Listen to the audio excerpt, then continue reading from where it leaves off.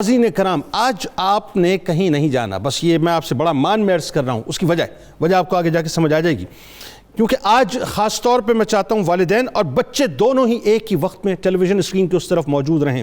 موضوع ہی کچھ ایسا ہے صاحب کہ آج بنیادی طور پہ ہم اولاد کی تربیت و تحفظ کے موضوع پر گفتگو کریں گے، چونکہ آج دنیا کے کئی ممالک میں بچوں کا عالمی دن منایا جا رہا ہے، تو اس حوالے سے بہت ضروری ہے ناظرین کہ آج اس موضوع پر بات کی جائے۔ تو قصہ یہ ناظرین کہ بات کا آغاز ایکچولی آج میں ایک ایسی فکر سے کرنا چاہتا ہوں جو میں سمجھتا ہوں کہ وقت کی انتہائی ضرورت ہے۔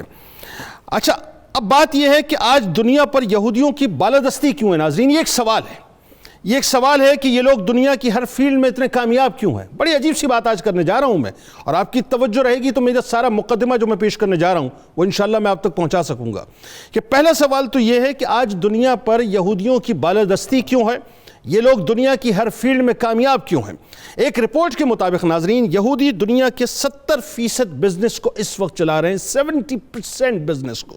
تمام عالمی فیصلوں پر وہ اثر انداز ہوتے ہیں، ہر قسم کا میڈیا تقریباً یہودیوں کے مکمل طور پہ قبضے میں ہے، ٹیکنالوجی اور سائنس کے علم پر وہ مکمل طور پہ حاوی ہیں۔ دنیا کی بڑی فلم انڈسٹریز، فوڈ انڈسٹریز، مشروبات اور میڈیسن کی انڈسٹریز ناظرین جہاں آپ کو نظر آتی ہیں اس کے مالک ایکچولی وہی ہیں۔ دنیا کے اکثر بڑے برانڈز ان کے ہیں، انفارمیشن ٹیکنالوجی ان کے گھر کی لانڈری ہے، دوسرے لفظوں میں ناظرین تعلیم کے میدان میں وہ مکمل طور پہ چیمپئن ہے۔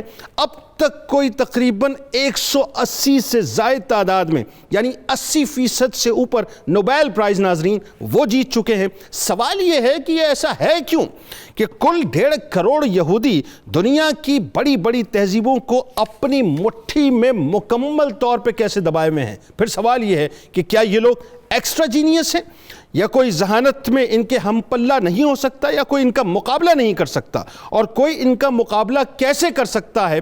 یا وہ دنیا کے عام انسانوں کی طرح ہی ہیں یا عام انسانوں کی طرح نہیں ہیں؟ جواب یہ ناظرین کہ نہیں، بلکہ ان میں اپنی نسلوں کے لیے خاص قسم کی تعلیم و تربیت کا رجحان پایا جاتا ہے، جس سے وہ اپنی کامیابی کو مکمل طور پہ یقینی بناتے ہیں۔ میرے ساتھ رہیے گا ناظرین، جو بات میں کروں گا نا وہ شاید ہو سکتا ہے میں اپنی بات کو پہنچا سکوں کہ یہودی خود اپنے آپ کو the chosen few یعنی خدا کے منتخب بندوں میں شمار کرتے ہیں اور کہتے ہیں اور اس پر یقین رکھتے ہیں، اور اس پریکٹس کو ناظرین وہ اس انداز سے ادا کرتے ہیں کہ ساری کامیابی کا راز ڈاکٹر اسٹیفن نے 1980 میں 3 سال اسرائیل میں گزار کر تلاش کیا کہ یہودیوں کی یہ کامیابیاں گاڈ گفٹڈ ہیں یا ان کی محنت و صلاحیت کا نتیجہ ہیں، تو جواب یہ ملا کہ یہ گاڈ گفٹڈ نہیں ہیں۔ یہودی بچے بھی عام بچوں کی طرح صلاحیتیں لے کر پیدا ہوتے ہیں جیسے عام بچوں میں ہوتی ہیں، مگر یہودی اپنے بچوں کی معیار تعلیم و تربیت میں کوشش بھی کرتے ہیں، اس پہ محنت بھی کرتے ہیں، اور کوشش سے اپنی اور اپنی نسل کی کامیابی کو اس طرح سے نکالتے ہیں جس طرح کمپنی سے کوئی پروڈکٹ بنا کر نکالا جاتا ہے۔ میں پھر ریپیٹ کروں ناظرین، یعنی وہ اپنی نسل کی کامیابی کو اس طرح سے نکالتے ہیں جس طرح سے کمپنی سے کوئی پروڈکٹ بنا کر نکالا جاتا ہے۔ وہاں بچے کی تربیت عورت کے یہاں خوشخبری آتے ہی شروع ہو جاتی ہے۔ وہ صرف بچے کی پیدائش کے خواہاں نہیں ہوتے، بلکہ ایسے بچے کی پیدائش کے خواہاں ہوتے ہیں جو ذہین ہو، جینیس ہو، لیڈرشپ کی صلاحیت رکھتا ہو۔ عورت کو اس دوران بہترین غذا دی جاتی ہے، یعنی جو بچہ جننے والی ہوتی ہے، روزانہ کی بنیاد پر میتھمیٹکس کی اس کو پریکٹس کرائی جاتی ہے، کیونکہ اچھی غذا، اچھا ماحول، دیگر مشاغل اور میتھمیٹکس کی پریکٹس سے آنے والے بچے کی ذہانت بڑھتی ہے۔ ذرا ذہن میں رکھیے گا غوث پاک رضی اللہ تعالیٰ عنہ کو کہ والدہ محترمہ کو 18 پارے یاد تھے، 18 پارے آپ کو حفظ تھے۔ آج یہ ساری ناظرین یہ ایکچولی یہ ریسرچ کر کے کام کر رہے ہیں، ان کو پتہ ہے کہ ہونا کیا ہے۔ یوں وہ اپنے بچے کی تربیت پیٹ ہی میں شروع کر دیا کرتے ہیں۔ 2 یا 3 سال میں بچے کا کنڈر گارڈن میں داخلہ، گریڈ 6 سے بزنس میتھمیٹکس کا کام باقاعدہ کرایا جاتا ہے۔ میٹرک کا سرٹیفکیٹ اس وقت تک بچے کو نہیں دیا جاتا جب تک کہ بچہ $10,000 کا کامیاب پروجیکٹ کر کے نہ لائے۔ ان کے یہاں ناظرین ٹائکونز بنائے جاتے ہیں، ٹائکونز پیدا کیے جاتے ہیں۔ یہودی اپنی اولاد کی تربیت کو بہت اہمیت دیتے ہیں۔ اب میں آپ کو ایک عجیب سی بات بتاؤں، آپ کو پتہ ہے کہ اسرائیل میں سب سے زیادہ تعداد میں یہودی بستے ہیں اور نیو یارک یعنی امریکہ کے اندر بستے ہیں۔ نیو یارک ناظرین جسے جرائم کا شہر کہا جاتا ہے، وہاں یہودیوں کی ایک بڑی تعداد بستی ہے۔ کمال بات کیا ہے ناظرین، کمال بات یہ ہے کہ رپورٹس کے مطابق آج تک کسی یہودی بچے کو نیو یارک میں کسی جرم میں گرفتار نہیں کیا گیا۔ اس کی وجہ یہ ہے کہ وہ اپنی بچوں کی تربیت کرتے ہیں۔ شام ڈھلتے ہی یہودی بچے گھروں کے ہو جاتے ہیں، رات کو نکلنے کا تصور نہیں ہے۔ وہ دنیا کے تمام بچوں کو، بڑی عجیب سی بات ہے صاحب، کارٹون نیٹ ورک دکھاتے ہیں اور خود ان کے بچے کیا کرتے ہیں؟ اور ان کے بچے تیر اندازی کرتے ہیں۔ ان کے بچوں کو وہ تیار کرتے ہیں، تیر اندازی کرواتے ہیں، گھوڑ سواری کرواتے ہیں، تیراکی کرواتے ہیں، ریاضی سکھاتے ہیں۔ یعنی وہ اپنے بچوں کو فوکس کرتے ہیں، مشکل ترین حالات کو ہینڈل کرنے کی صلاحیت پیدا کرتے ہیں، مشکل ترین حالات سے نکلنا سکھاتے ہیں اور ذہنی اور جسمانی صلاحیتوں کو نکھارتے ہیں۔ یہ مسلمانوں کی لیگیسی تھی ناظرین۔ رسول اللہ صلی اللہ علیہ وآلہ وسلم نے فرمایا کہ بیٹے کا باپ پر حق ہے کہ وہ اسے لکھنا پڑھنا، تیراکی اور تیر اندازی سکھائے۔ سیدنا عمر فاروق رضی اللہ تعالیٰ عنہ نے اہل شام کو لکھا کہ اپنی اولاد کو تیراکی اور گھوڑ سواری سکھاؤ۔